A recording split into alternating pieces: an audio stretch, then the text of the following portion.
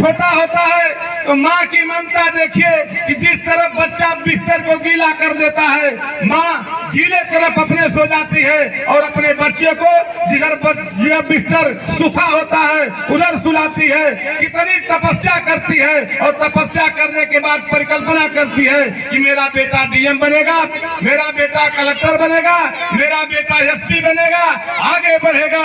माताओं के परिकल्पनाओं का जो माता पिता के बीच में आपके बीच में सपने देखते हैं और उस सपने को साकार करने के लिए ऐसे विद्यालय में भेजने का काम करते हैं। आप अपने माता पिता के सपने को साकार करने के लिए समय से संघर्ष करिए, क्योंकि जो व्यक्ति सपना नहीं देखता वो आगे नहीं बढ़ता और जो सपना देखता है वो आगे बढ़ता है। सपने को साकार करने के लिए समय से जो संघर्ष करता है वो ऊंचाई की दहलीज पे जाता है। इसलिए हम बच्चों से कहना चाहेंगे कि आप लोग मेहनत करके अपने सपने को साकार करिए और अपने माता पिता के परिकल्पनाओं को साकार करिए, आगे बढ़िए, क्योंकि बिना संघर्ष के कुछ नहीं होता। ना संघर्ष ना तकलीफें, क्या मजा है जीने में। ना संघर्ष ना तकलीफें, क्या मजा है जीने में। तूफान भी थम जाएगा जब लक्ष्य होगा सीने में, जब लक्ष्य होगा सीने में।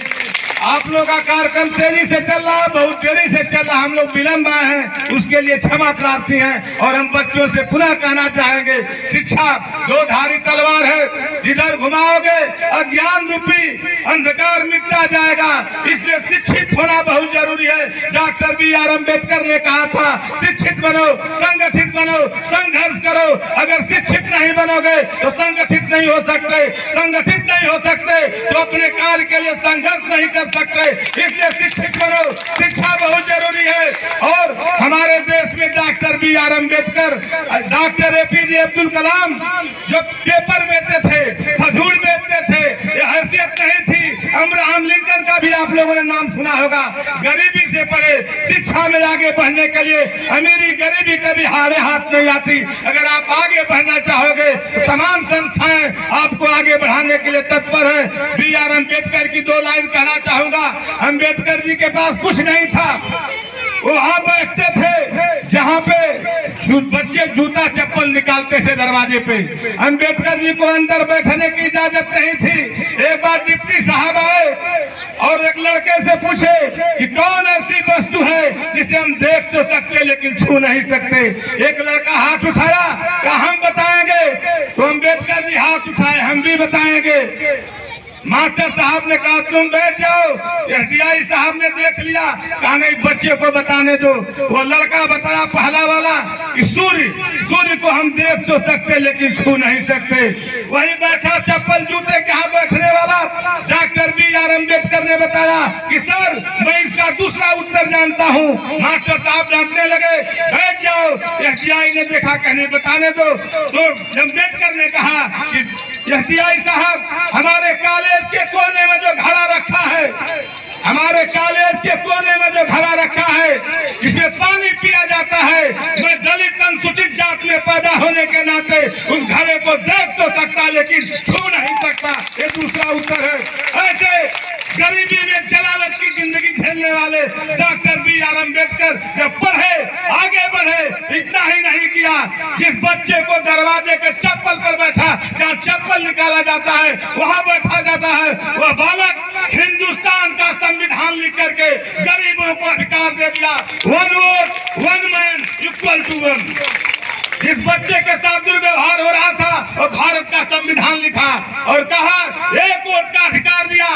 1 वोट, चाहे राजा का वोट हो, चाहे रानी का वोट हो, चाहे मेहतरानी का वोट हो, उस वोट का अधिकार डॉक्टर B.R. अम्बेडकर ने भारत के संविधान से दिया।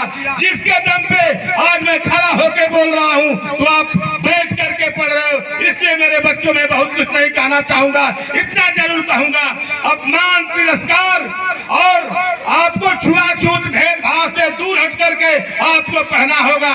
जिस दिन पढ़ लोगे आपकी आवाज को कोई रोक नहीं सकता। इन्हीं शब्दों के साथ पुनः अपने गुरुजी का आशीर्वाद लेते हुए हमारे और मीनिंग कंपटीशन कराया जा रहा है। हिंदुस्तान में मीनिंग कंपटीशन नहीं होता था, लेकिन हम लोगों ने मीनिंग कप की प्रतियोगिता कराई। जो लड़का टॉप करेगा कई कॉलेज में उसको पहला, दूसरा, तीसरा दूसरा इनाम जो कई कॉलेजों में टॉप करेगा, और जो अपने कक्षा में फर्स्ट सेकंड छा जाएगा, अपने स्कूल में फर्स्ट सेकंड छा जाएगा, उनको भी इनाम। और पहला दूसरा इनाम जो पूरे कॉलेजों में टॉप करेगा उसे फर्स्ट सेकंड थर्ड का इनाम होगा। राहुल सोनी उसके लिए लगे हुए हैं। आप लोगों की परीक्षा भी हुई होगी और नहीं हुई होगी तो होगी, इसलिए आप लोग मेहनत करके आगे बढ़ना। हम यही शुभकामनाएं देना चाहेंगे और आदरणीय गुरु जी से आप लोगों से आशीर्वाद भी चाहेंगे और आप लोगों को आशीर्वाद भी देंगे कि आप लोग आगे बढ़ो और पुनः मातृत्व शक्ति के रूप में बैठी हुई माताएं बहनों का हृदय की अनंत गहराई से नमन करते हुए और उम्मीद करते हुए अगर एक बालक पढ़ लेगा तो एक घर सुधरेगा, अगर एक बेटी पढ़ लेगी तो पूरा परिवार सुधरेगा। इसलिए बेटी पढ़ाओ बेटी बचाओ का जो नारा है वो बहुत अच्छा नारा है। इन्हीं शब्दों के साथ आए हुए अतिथियों का हृदय की अनंत गहराई से हार्दिक स्वागत अभिनंदन वंदन करते हुए अपनी वाणी को विराम देता हूँ। जय हिंद, जय भारत।